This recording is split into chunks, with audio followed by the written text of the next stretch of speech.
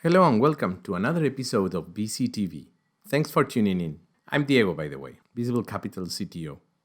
Over the last few months, the team have been having some interesting conversations with industry leaders. Finance can be a complicated subject, but when you ask the right questions of the right people, you can get answers that help better understand what is going on right now, as well as what is planned for our digital financial future.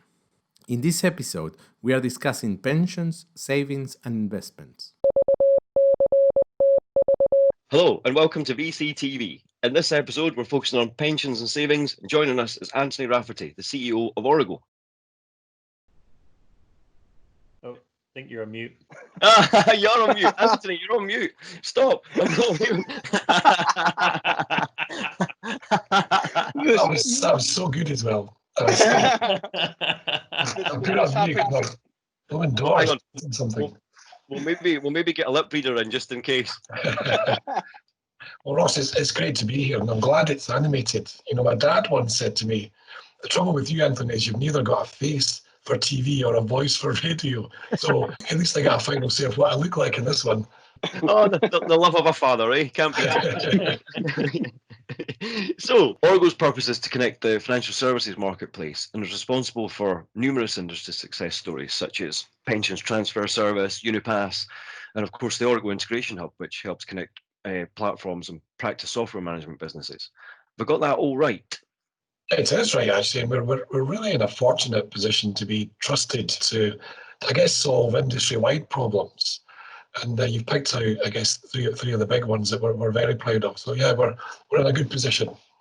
Well, you've told us that advisors, what they want most is back office integration with a view to straight through processing, presumably. How's your company and the wider industry addressing this? Yeah, that's a big issue for financial advice firms. The number of different systems they need to use and the amount of times they need to rekey data is incredible, and it makes it open to errors. So we've got a solution called the Origo Integration Hub. And the idea is that if you're a practice management software business, you just connect to it once. Or if you're a platform or a provider, you connect to it once. And it does things like provides up-to-date valuations in real time. It can open up a new account through a straight-through process. It can track the transfers that we do. It can provide remuneration services. That's a big issue for financial advisors. And it can do things like bulk transaction history. So you can bring all the history of the client straight to your desktop. So we're hoping to fix that problem. We've got about 30 different providers and practice management software providers on each side of it right now. So it's gone really well. So Origo is at the forefront of the pensions dashboard revolution. What exactly is the pensions dashboard and why is it important? And then what role do you have to play in it? Well, right now, Christian, it feels more like an evolution than a revolution. We've been working on it for over 4 years, actually, right from the idea creation. But we're actually still as passionate now as we were then. There is no place for consumers in the UK to go online and see all their pensions in the one place. And that's exactly what the pension dashboard is going to do. There was some research done that worked out the average citizen, and you look at their pension provision, those people are on track to deliver an income in retirement equivalent to a 35-hour week, £6.94 an hour. Now, the trouble is they don't know it. Because there is no pensions dashboard, there is no place they can go to see all their numerous pensions in the one place. So I'm really excited about the idea of giving them an indication of what their income is going to be so they can do something about it.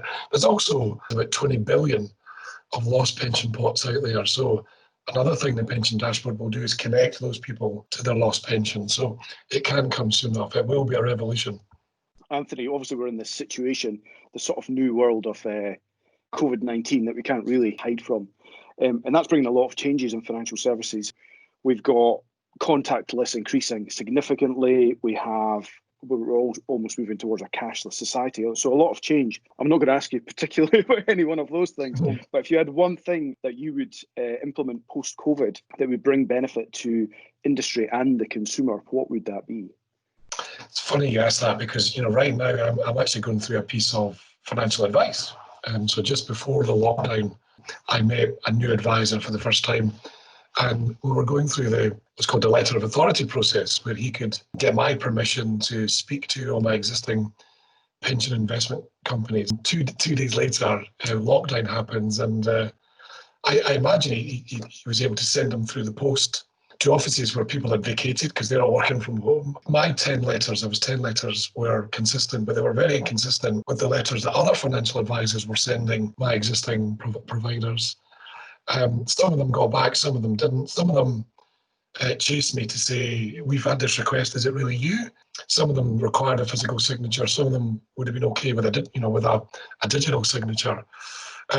They all would send the information back through the post in an inconsistent format, and it culminated in the advisor turning up a couple of days ago to my house, 2 meters apart, give me a pack, and I must have signed it about 8 times in different places to give the authority to transfer things into my new pension. And it just, in the world we're living in now, it's just ridiculous, isn't it? It's ridiculous how many pieces of paper, how many signatures was required. So I guess it's actually more than a wish, it's something we are going to do, is for that to be digitized. So just again, we didn't predict COVID-19, but we did want to fix this problem. So we're about to go live with a solution that's going to digitize that letter of authority process. No physical signature, a set of standards that make the requests the same for the whole industry, a digital request for the information sent back digitally, and there's no need to chase because the advisor will see who's responded and who's not. So actually my wish has been granted, or is about to be granted, but it seems so old-fashioned. In just a few short weeks, we've moved to a world where stuff like that seems so old-fashioned. So that's the one big thing that I'd fix first. And then probably work on a vaccine for COVID-19. obviously. Yeah, priorities, mate. Priorities. Great answer. And I suppose that's all we're trying to do here in FinTech, isn't it? We're just trying to make incremental changes to improve overall processes and reduce costs. And speaking of which, I suppose we need to wrap up because every minute of this costs us a fortune to animate. So thanks again, Anthony, and thanks for anyone watching, and we'll be back with another episode soon. Thanks. And you're still on mute. Oh, you're on mute. You're on mute. You're on mute.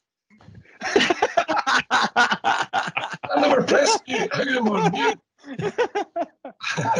Damn. It's brilliant. And it's the same line again. Listen, thanks for having me. I'm just glad I proved my dad right. See you.